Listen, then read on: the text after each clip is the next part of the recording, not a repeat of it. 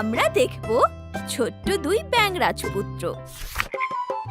এক ছিল ব্যাঙ রাজ্য। সে রাজ্যের ব্যাঙ রাজা ছিলেন খুব ভালো আর দয়ালু। প্রজাদের অনেক ভালোবাসতেন ব্যাঙ রাজা। সবসময় প্রজাদের খোঁজ খবর রাখতেন। শুধু খোঁজ খবর রেখেই বসে থাকতেন না রাজা। কি কি করলে প্রজাদের উন্নতি হবে সেসব নিয়ে সারাদিন ভাবতেন। ব্যাঙ রাজা সারাদিন রাজ্যের বিভিন্ন জায়গায় ঘুরে বেড়াতেন। ব্যাঙ রাজার সাথে সবসময় আঠার মতো লেগে থাকত তার বিশ্বস্ত সহচর মিস্টার পার্বণ। প্রজারা সব সুখে শান্তিতে আছে কিনা তাই ঘুরে ঘুরে দেখতেন রাজা। রাজা তার কচ্ছপ ঘোড়ায় চড়ে রাজ্য চষে বেড়াতেন খুব ধীরে। মিস্টার পার্বণ ছাতা ধরে থাকে, আর সাথে থাকে দুই একজন পাইক পেয়াদা ব্যাঙ। যখনই রাজা বের হতেন তখনই মিস্টার পার্বণের প্রশ্ন, মহামান্য ব্যাঙ রাজা, আজ কোন দিকে যাবেন? ব্যাঙ রাজা উত্তর না দিয়ে পাল্টা প্রশ্ন করতেন। মিস্টার পার্বণ, এই সপ্তাহে কি আমাদের কোনো দিক যাওয়া হয়েছে? মিস্টার পার্বণ ভাবতে থাকে, হিসাব মিলাতে থাকে কোন কোন দিকে যাওয়া হয়নি। বলে, মহামান্য, উত্তর, দক্ষিণ, পূর্ব, পশ্চিম সব দিকে গিয়েছি আমরা, কিন্তু উত্তর এবং পূর্ব দিকের মাঝ বরাবর ব্যাঙেদের যে পুকুর, সেই ডেরায় যাওয়া হয়নি। রাজা শোনেন, তারপর বলেন, তাহলে ওদিকেই চলো। এভাবেই ব্যাঙ রাজার দিন যাচ্ছিল।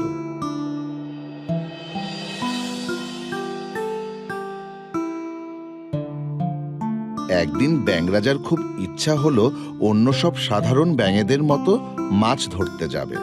খাবার টেবিলে বসে ব্যাঙ রাজা তার দুই ব্যাঙ রাজপুত্রকে সে কথা জানালেন।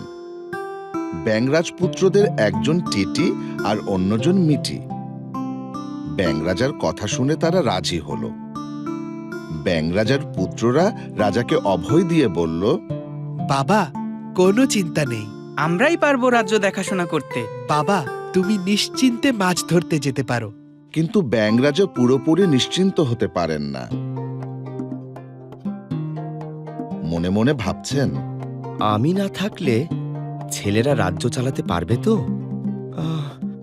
কোনো সমস্যা হবে না তো? না না, ঠিক ভরসা পাচ্ছি না। প্রজাদের এমন বিপদে ফেলে আমি কোথাও যেতে পারবো না। কি করা যায় কি করা যায় ভাবতে ভাবতে হঠাৎ ব্যাঙ রাজার মাথায় একটা বুদ্ধি এলো।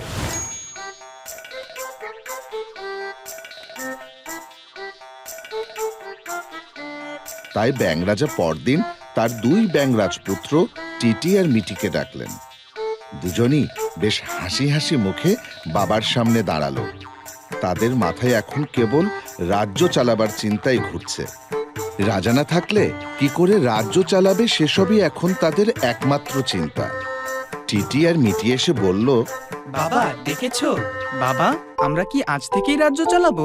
বাবা তোমার কোনো চিন্তা নেই, আমরা রাজ্য চালাতে পারবো। টিটি আর মিটি কথা বলেই যাচ্ছে, তখন ব্যাঙ রাজা ওদের থামিয়ে বললেন, সে তো পারবেই, তবে তার আগে তোমাদের আজ বুদ্ধির পরীক্ষা হবে। এ কথা শুনে ছেলেরা তো অবাক। টিটি বলল, বুদ্ধির পরীক্ষা? হ্যাঁ। মিটি বলল, সে আবার কেমন পরীক্ষা? টিটি জানতে চাইল। এই পরীক্ষায় কি হবে বাবা? দাঁড়াও, বলছি। ব্যাঙ রাজার কথা শেষ হওয়ার আগেই মিটি বলল, বাবা, এই পরীক্ষায় কি অঙ্ক থাকবে? আমার অঙ্ক করতে খুব মজা লাগে। মিটির কথা শুনে টিটি বলল, কয়েকটা ইংরেজি শব্দার্থ থাকলে ভালো হতো, এই যেমন ফ্রগ মানে ব্যাঙ। দুই ভাই টিটি আর মিটি কথা বলেই চলেছে, আর ব্যাঙ রাজা সেসব শুনেই চলেছেন। শেষে রাজা একটা কাশি দিলেন। ছেলেরা জানে ব্যাঙ রাজা যখন কাশি দেন তখন সবাইকে থেমে যেতে হবে, তাই তারাও চুপ করে গেল। তখন ব্যাঙ রাজা বললেন, পরীক্ষায় কি থাকবে সে তোমরা যখন পরীক্ষা দেবে তখনই জানতে পারবে। এখন এই নিয়ে তোমাদের চিন্তা করবার কিছুই নেই। কেবল মনে রেখো, আমি তোমাদের এমন একটি পরীক্ষা নেব যেটিতে তোমরা পাশ করলেই কেবল আমি বুঝতে পারবো তোমরা সত্যি সত্যি রাজ্য চালাতে পারবে।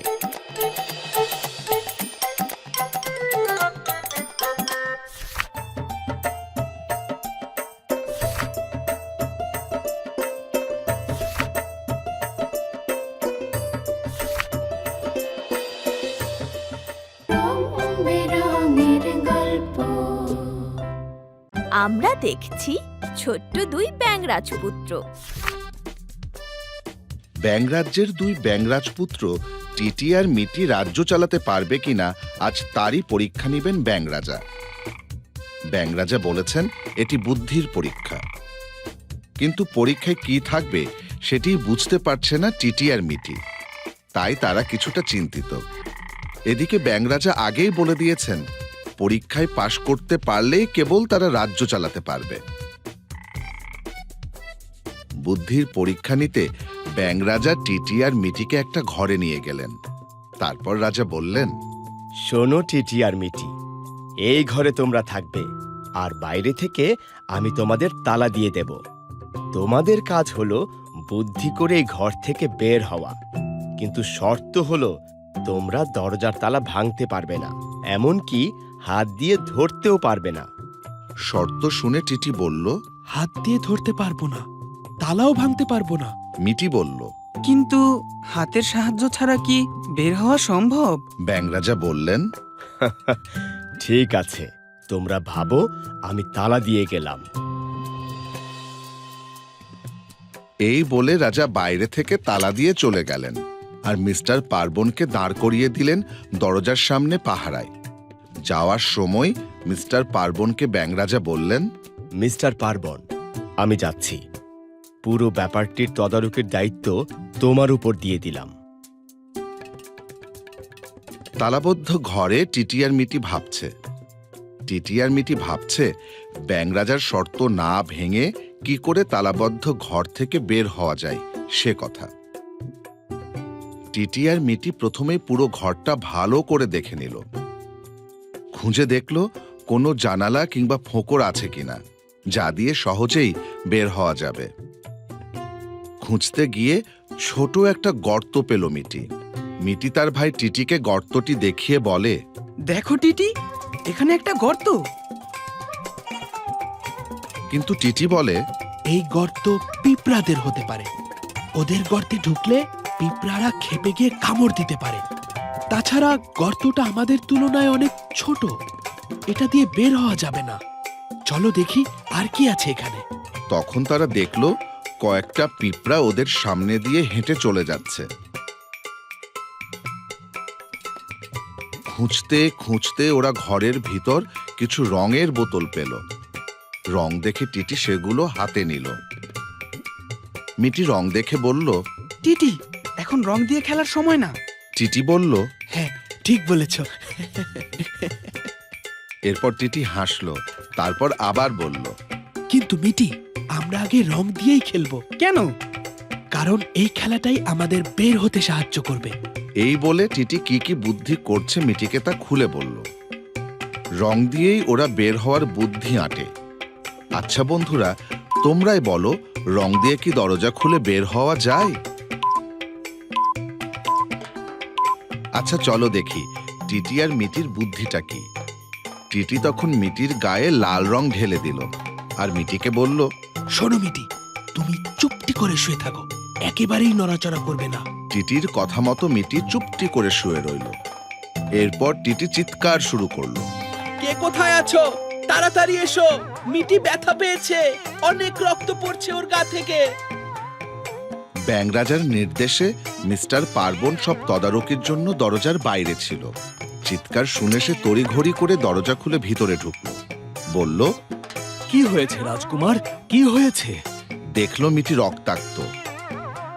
তাই মিস্টার পার্বণ মিটিকে কোলে করে দ্রুত ব্যাঙ ডাক্তারের কাছে নিয়ে গেল। সাথে গেল টিটিও। সব শুনে ব্যাঙ রাজাও ছুটে এলেন ব্যাঙ ডাক্তারের কাছে। মিটিকে পরীক্ষা নিরীক্ষা করে ডাক্তার তো অবাক, বলল, আরে, এটা তো রক্ত না, ছবি আঁকার লাল রং। রাজাও দেখলেন মিটির গায়ে লাল রং। ব্যাঙ রাজা ব্যাপারটা আঁচ করতে পারলেন। এরপর টিটি আর মিটি সবাইকে সব কথা খুলে বলল। ওদের বুদ্ধি দেখে রাজা এবার নিশ্চিত হলেন রাজ্যে কোনো বিপদ হলে টিটি আর মিটি ঠিকই ওদের বুদ্ধি দিয়ে সব সমস্যার সমাধান করতে পারবে। তখন ব্যাঙ রাজা বলল, তাহলে এবার আমি সাধারণ ব্যাঙদের সাথে গিয়ে জল ভরা পুকুরে মাছ ধরতেই পারি। কি বলো মিস্টার পার্বণ? মিস্টার পার্বণ এতক্ষণে ব্যাপারটা ধরতে পারল। বলল, জি ব্যাংরাজ, এবার আপনি আনন্দে যেতে পারেন মাছ ধরতে। মিস্টার পার্বণের কথা শুনে সবাই হেসে উঠল।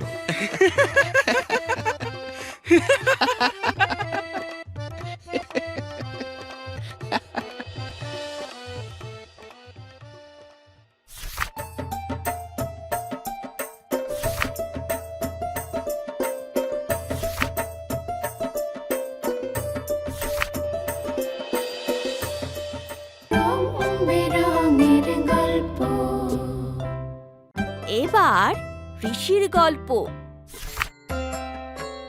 দীর্ঘ সাধনা আর তপস্যা করে ঋষি অনেক জ্ঞান অর্জন করেছিল, কিন্তু তার অনেক বয়স, যে কোনো দিন সে মারা যাবে।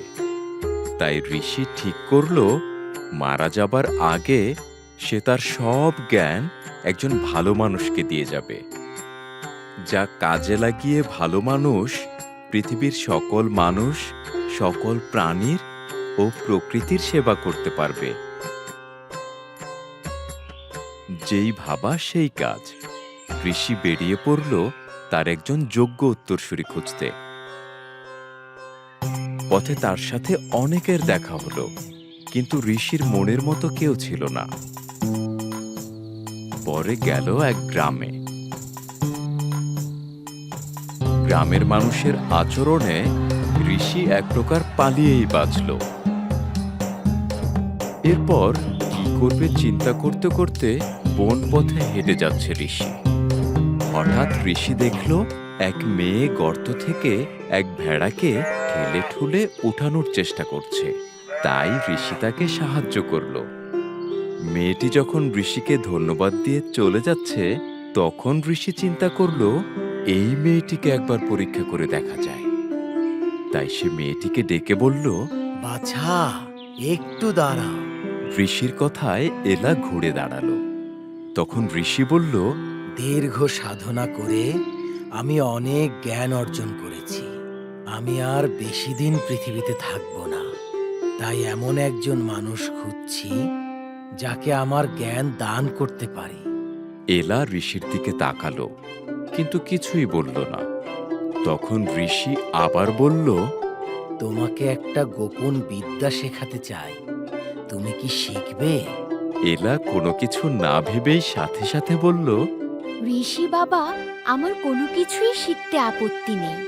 তারপর ঋষি এলাকে একটা মন্ত্র শিখিয়ে বলল, এই মন্ত্র যতবার বলবে ততবার তোমার সামনে খাবার চলে আসবে। কিন্তু মনে রাখবে, দিনে তুমি সর্বোচ্চ 10 বার এই মন্ত্র দিয়ে খাবার আনতে পারবে। এর ভেতর একবার তুমি নিজের জন্য খাবার আনবে, আর 9 বার অনাহারী মানুষের জন্য। যদি তা না করো, তবে এই বিদ্যা তোমার কাছে থাকবে না। ঠিক আছে ঋষি বাবা। এরপর ঋষি চলে গেল, আর এলা নিজের বাড়ি ফিরে এলো। এলা তার গ্রামের সবচেয়ে লক্ষ্মী মেয়ে। সে সবাইকে সাহায্য করতে পছন্দ করে।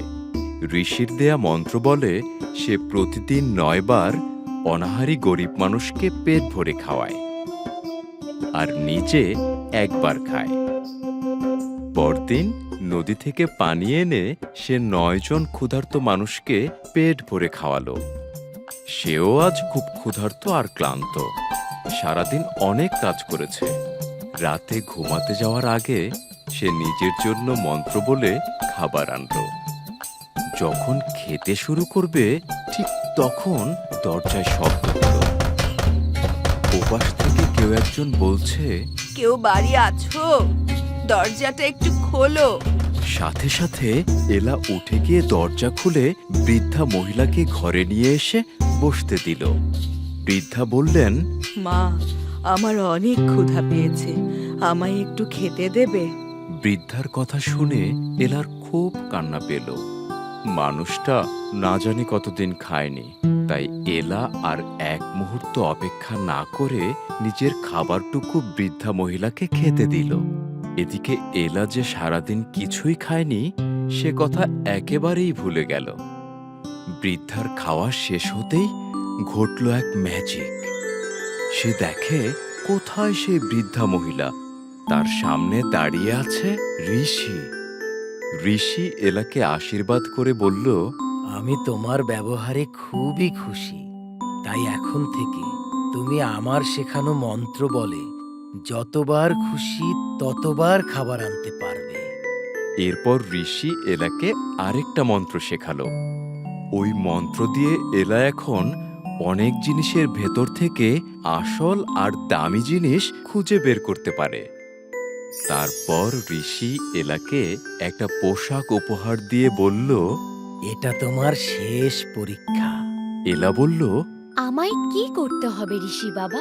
তুমি এই পরিপাটি সুন্দর পোশাকটি পরে গাছ বাঁধানো চত্বরে কাল আমার সাথে দেখা করবে। মনে রাখবে, পোশাক যেন নোংরা না হয়। এই বলে ঋষি চলে গেল। পরদিন এলা পরিপাটি পোশাকটি পরে রওনা দিল। যেতে যেতে হঠাৎ পথে এক লোককে পড়ে থাকতে দেখে এলা দৌড়ে গেল। লোকটি ব্যথায় কাতরাচ্ছে। এলা আর কিছু না ভেবে লোকটিকে নিয়ে ঘরে এলো। তার যত্ন করলো, ঔষধ এনে খাওয়ালো। লোকটি একটু সুস্থ হওয়ার পর এলা আবার রওনা হলো ঋষির কাছে। কিন্তু ঋষির দেয়া পরিপাটি সুন্দর পোশাকটি ততক্ষণে ময়লা হয়ে গেছে। গিয়ে ঋষিকে বলল, বাবা, আমি খুবই লজ্জিত। আপনার আদেশ রক্ষা করতে পারিনি। কিন্তু এলা অবাক হয়ে দেখল ঋষি তার কথা শুনে হাসছে। এরপর ঋষি বলল, শোনো মা, পরিপাটি সুন্দর অবস্থা কি কেবল পোশাক দিয়ে বিচার করা যায়? মানুষের মনও সুন্দর হতে পারে। তুমি যদি আজ ওই রাস্তায় পড়ে থাকা অসুস্থ মানুষটিকে সাহায্য না করতে, তাহলে তার অনেক বড় ক্ষতি হয়ে যেত। তোমার পোশাকটি হয়তো তখন পরিপাটি থাকতো, কিন্তু মানুষ হিসেবে তুমি মোটেও সুন্দর আর পরিপাটি হতে পারতে না। এলা এভাবে কখনো ভাবেনি। সে সব সময় মানুষের পাশে থাকতে চায়, মানুষের উপকার করতে চায়। তাই সে ঋষিকে বলল, আমাকে আশীর্বাদ করুন ঋষি বাবা। আমি যেন সব সময় মানুষের সেবা করতে পারি। ঋষি এলাকে আশীর্বাদ করল আর নিজের অর্জন করা সকল জ্ঞান তাকে উপহার দিল।